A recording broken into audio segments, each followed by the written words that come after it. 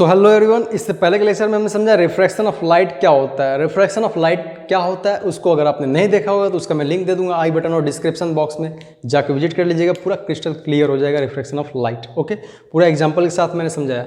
अब यहाँ पर हम लोग समझेंगे लॉज ऑफ रिफ्रैक्शन क्या होता है। लॉज ऑफ रिफ्रैक्शन क्या होता है, तो लॉज ऑफ रिफ्रैक्शन हम लोग समझेंगे। तो पहला हम लोग समझेंगे, अगर बात करें लॉज ऑफ रिफ्रैक्शन की, तो पहले ये देखते हैं कि रिफ्रैक्शन ऑफ लाइट क्या होता है। तो यहाँ पे कोई सरफेस, ये क्या है, कोई इंटरफेस है जो दो मीडियम में डिवाइड कर रहा है, ये मीडियम 1 और ये मीडियम 2। अगर मीडियम 1 को हम क्या लेते हैं, एयर, क्या लेते हैं, मीडियम 1 को एयर, और मीडियम 2 को लेते हैं हम लोग वाटर, क्या लेते हैं, वाटर। तो इसका मतलब यहाँ पे हम इसको वाटर यहाँ पे ले रहे हैं, ये हो गया हमारा वाटर। ओके, तो रिफ्रैक्शन ऑफ लाइट में क्या होता है कि अगर कोई लाइट यहाँ पे इंसिडेंट हो रहा है और इस इंटरफेस पे आके टकरा रहा है, इस इंटरफेस पे आके टकरा रहा है, तो ये क्या होता है, बेंड हो जाता है। क्या होता है, बेंड हो जाता है। मतलब कोई लाइट किसी एक मीडियम से आती है और दूसरे मीडियम में इंटर करती है तो क्या होती है, बेंड हो जाती है। इसी को हम लोग क्या कहते हैं, रिफ्रैक्शन ऑफ लाइट कहते हैं। ये क्या होता है, बेंड हो जाता है। अब ये बेंड किधर होता है, तो नॉर्मल देख रहे हैं, ये नॉर्मल है। ये हमारा क्या होता है, जिस पॉइंट पर टकरा रहा है, मतलब पॉइंट ऑफ इंसिडेंस हो जाएगा, और जिस पॉइंट पर टकरा रहा है और जाके वहाँ पर बेंड हो जा रहा है, ये क्या होगा, यहाँ से ये नॉर्मल, इसके परपेंडिकुलर क्या होगा, ये नॉर्मल होगा। तो ये हो गया हमारा नॉर्मल, ये हो गया हमारा इंसिडेंट रे, इंसिडेंट रे, और ये क्या हो गया हमारा रिफ्रैक्टेड रे। क्या हो जाएगा, ये रिफ्रैक्टेड, रिफ्लेक्टेड नहीं, रिफ्लेक्टेड तो हम लोग उसमें पढ़े थे, उसको भी आप देख लीजिएगा। अगर नहीं देखा हो तो लिंक दे दूंगा आई बटन और डिस्क्रिप्शन बॉक्स में। ओके, रिफ्लेक्शन भी देख लीजिएगा, रिफ्रैक्शन भी देख लीजिएगा। ये हो गया हमारा नॉर्मल। नॉर्मल क्या होता है, पॉइंट ऑफ इंसिडेंस पे हमारा एकदम परपेंडिकुलर होता है इस इंटरफेस पे जहाँ से ये बेंड हो रहा है। तो ये एयर जो होता है हमारा कैसा होता है, रेयरर मीडियम होता है, और ये जो वाटर होता है ये क्या होता है, एयर से हमारा डेंसर मीडियम होता है। तो जब रेयरर से डेंसर की तरफ आते हैं तो क्या होता है, बेंड्स टूवर्ड्स नॉर्मल, नॉर्मल की तरफ इधर बेंड होता है। ओके, और जब डेंसर से रेयर जाते हैं तो अवे फ्रॉम नॉर्मल होता है। ये सब अच्छे से समझाया क्यों होता है, कैसे होता है, इसको आप उसमें देख सकते हैं। अभी हम लोग बात कर रहे हैं लॉज ऑफ रिफ्रैक्शन की। ओके, तो यहाँ पे इंसिडेंट रे और नॉर्मल के बीच में जो एंगल बनता है उसको हम लोग कहते हैं incident angle, angle of incident. इसको क्या कहते हैं, इंसिडेंट एंगल भी कहते हैं, इंसिडेंट एंगल या एंगल ऑफ इंसिडेंस कहते हैं, एंगल ऑफ इंसिडेंस। और ये क्या होता है, आर से इसको रिप्रेजेंट करते हैं, स्मॉल आर से, और इसका मतलब क्या होता है, angle of refraction, angle of refraction, angle of refraction. और इसको भी हम लोग क्या कहते हैं, एंगल ऑफ, इसको और लिख दे रहा हूँ मैं, angle of incidence, angle of incidence.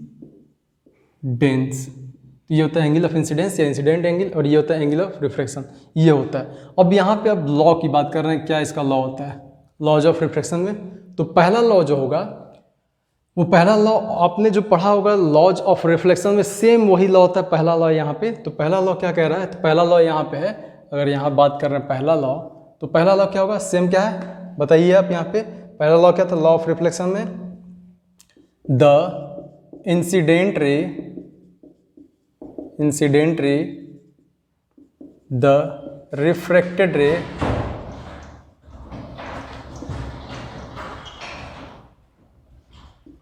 And normal all lie on the same plane।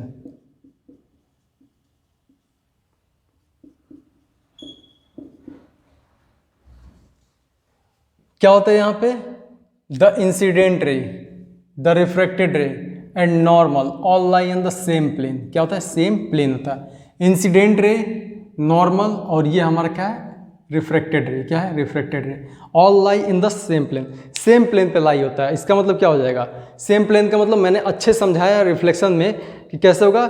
जैसे ये होता है सेम प्लेन, एक लाइन में, जैसे एक प्लेन हो गया, तो प्लेन मतलब क्या होता है, ये एक फ्लैट सरफेस, तो इसी में लाई होगा। ये नहीं कि कोई भी इसमें से ऐसे निकल जाएगा, बाहर निकल जाएगा, मतलब 2D फिगर होगा एकदम ऐसे, जैसे एक लाइन में देखेंगे आप तो एक लाइन में दिख रहा है, ठीक है।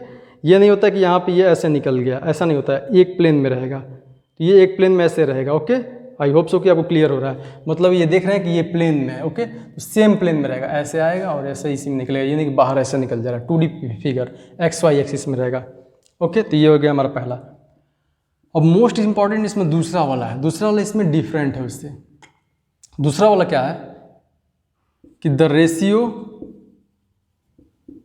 Of sine of angle of incidence, angle of incidence to the sine of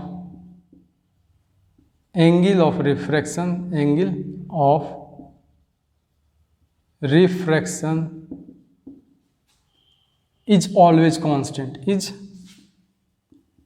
always constant. क्या होता है भाई साहब, समझ रहे हो? तो यहाँ पे क्या कर रहा है कि द रेशियो, किसका ratio? The ratio of sine of angle of incidence, the ratio of sine of angle of incidence to the sine of angle of refraction, sine of angle of refraction is always constant. क्या होता है? Always constant होता है। तो क्या मतलब यहाँ पे अच्छे से समझ रहे हैं हम लोग, क्या मतलब इसका? Sine of angle of incidence मतलब ये sine of angle of incidence मतलब sine i to the sine r, sine r मतलब sine of angle of incidence मतलब sine theta, cos theta, tan theta, ये सब आपने ट्रिग्नोमेट्री में पढ़ा होगा, नहीं पढ़ा होगा तो उसमें पढ़ लीजिए। क्या होता है? ये रेशियो होता है, ट्रिग्नोमेट्रिक रेशियो होता है। तो साइन आई का मतलब कि साइन आई का मतलब कि आई हमारा क्या? एंगल ऑफ इंसिडेंस है, कोई ना कोई यहाँ पे एंगल होगा। और साइन आर का मतलब कि ये हमारा एंगल ऑफ रिफ्रैक्शन है, तो कोई ना कोई एंगल होगा। तो साइन आई का रेशियो साइन आर से हमेशा क्या होता है? ऑलवेज कांस्टेंट होता है। क्या होता है हमेशा भाई साहब? हमेशा कांस्टेंट होता है। क्या होता है? कांस्टेंट होता है, कभी भी कांस्टेंट होगा। कांस्टेंट का मतलब क्या होता है? कि नो चेंज, कभी भी चेंज नहीं होगा। अब यहाँ पे कांस्टेंट कब होगा? नोट कर लीजिएगा, फॉर द सेम मीडियम। किसके लिए? सेम मीडियम के लिए। मीडियम चेंज नहीं होना चाहिए, मीडियम चेंज नहीं होना चाहिए। जैसे एयर वाटर यहाँ पे है, यहाँ पे, तो ये चेंज नहीं होना चाहिए। वाटर है तो वाटर ही रहना चाहिए यहाँ पे। ओके, यहाँ पे चेंज नहीं होना चाहिए। ये नहीं कि यहाँ पे चेंज कर दिया और कह रहे हैं कि साइन आई और साइन आर इक्वल नहीं है। ओके, तो ये हमेशा क्या होगा? कांस्टेंट होगा। कांस्टेंट मतलब कि कभी चेंज नहीं होगा। कांस्टेंट मतलब क्या होता है? अटल सत्य। अटल सत्य मतलब कि चेंज नहीं होगा। ओके, और ये जो लॉ दिया था, ये लॉ किसने दिया था? तो ये लॉ दिया था हमारे स्नेल्स जी ने। किसने दिया था? स्नेल्स जी ने। तो इसीलिए इसको क्या कहता है? Snell's law. क्या कहते हैं इसको? स्नेल्स लॉ कहते हैं। ओके, नोट कर लीजिएगा, इस लॉ क्या कहते हैं? Snell's law. Okay, I hope so कि आपको ये क्लियर हुआ होगा।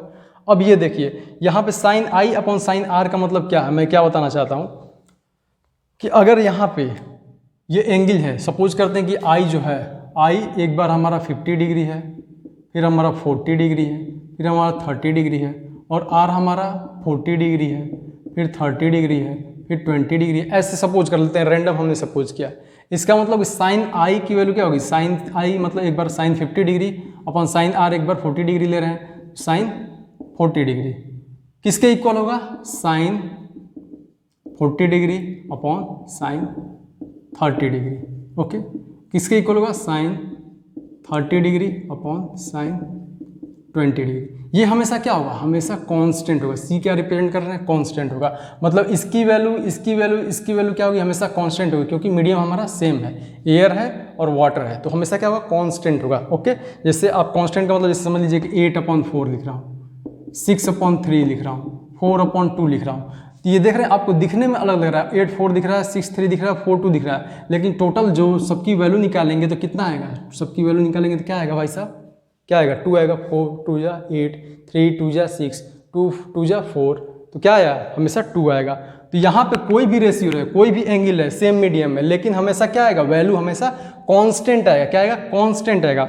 और इसी कांस्टेंट को हम लोग क्या कहते हैं? इसी कांस्टेंट को हम लोग कहते हैं रिफ्रैक्टिव इंडेक्स। क्या कहते हैं? Refractive index. क्या कहते हैं भाई साहब? इसको हम लोग रिफ्रैक्टिव इंडेक्स कहते हैं। समझे? समझे? क्या कहते हैं इसको? इसी को हम लोग कहते हैं रिफ्रैक्टिव इंडेक्स। रिफ्रैक्टिव इंडेक्स क्या होता है? इसकी प्रॉपर्टी होती है अपनी, जिसमें वो, जिस मीडियम में वो यहाँ पर रिफ्रैक्शन हो रहा है, उस मीडियम की प्रॉपर्टी होती है। जैसे सबकी अपनी प्रॉपर्टी थी, जैसे हमने वहाँ पर रेजिस्टिविटी पढ़ा, तो कोई मटेरियल की अपनी प्रॉपर्टी है, उसकी रेजिस्टिविटी फिक्स है। यहाँ पे रिफ्रैक्टिव इंडेक्स क्या होता है? फिक्स होता है उस मीडियम का। जैसे एयर वाटर हो गया, तो वाटर का यहाँ पर रिफ्रैक्टिव इंडेक्स अलग होगा, ग्लास का अलग होगा, केरोसिन का अलग होगा, सबका अलग होगा, डायमंड का अलग होगा, सबका अपना अपना रिफ्रैक्टिव इंडेक्स है। तो रिफ्रैक्टिव इंडेक्स किसको कहते हैं? Sine i upon sine r is always constant, और इसी को हम लोग कहते हैं रिफ्रैक्टिव इंडेक्स। और इसको हम लोग sine i upon sine r is equal to n, या इसको म्यू कहते हैं, ठीक है, इससे रिप्रेजेंट करते हैं। और रिफ्रैक्टिव इंडेक्स को हम लोग नेक्स्ट लेक्चर में एकदम डिटेल से बहुत ही बेहतरीन तरीके से पढ़ेंगे, जिससे आपका कोई भी डाउट छूटेगा ही नहीं रिफ्रैक्टिव इंडेक्स में, और सारे क्वेश्चंस इसके अटेम्प्ट कर लेंगे आप। ओके, सो आई होप सो कि आपको ये पूरा क्लियर हुआ कि क्या होता है हमारा लॉज ऑफ रिफ्रैक्शन। आप पूरा इसको क्लियर कर लीजिए। कोई भी डाउट होगा तो आप मुझे बता सकते हैं, स्क्रीनशॉट लेना हो तो स्क्रीनशॉट आप ले सकते हैं। अब नेक्स्ट लेक्चर में हम लोग समझेंगे कि रिफ्रैक्टिव इंडेक्स हमारा क्या होता है, और रिफ्रैक्टिव इंडेक्स को समझने के लिए आप इस वीडियो पर क्लिक कर सकते हैं। Okay, thank you.